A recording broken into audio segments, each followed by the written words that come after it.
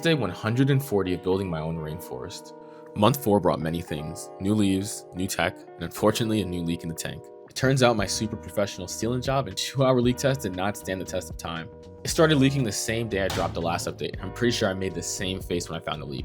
I actually fell to my knees. But then I realized as long as I had a cup right here, it wasn't a big deal, and plants didn't notice because the humidity stayed high. With spring coming, many of my plants are really starting to grow. I mean, look at the Cape Sundew and this Margravia 2 months ago versus now. But hold up, watch this. Look at this Drosera Adele 2.5 months ago versus now. Some plants like my Begonia maculata are growing too fast. Side note, I love the red underside. While others, like this Margravia umbellata, are having a little bit of a slower start. Now my Micans and my string of turtles are on a race to the top. The string of turtles literally grew a hand and started grasping upwards. Now we'll see if the turtle wins the race. At the same time, my Adansonia is growing roots about a foot down the moss wall into the main substrate layer. But not every plant adjusts properly, like the Terrarium didn't make it, but its story isn't over. It's now serving as food for the tank's inhabitants and will eventually become fertilizer after it gets digested. This is another Anthurium leaf from the same plant. A shout out to the Circle of Life. Keeping a tank like this requires careful observation. So when I noted a mold breakout, I knew something was up. Typically, this is caused by lack of airflow, which happens when the tank is mostly sealed. It was at this point I knew I needed some fans. I'm still working out the delicate balance between having the fan on for too long and drying the top out and maintaining good humidity. I have it on intermittently about 3 hours a day, and from what I hear, the goal is to have a gentle breeze. A few weeks ago, I went to an exotic plant fair to pick up some new plants, including a jewel orchid dark form, some oak leaf creeping fig, a fern, and an epinephrine.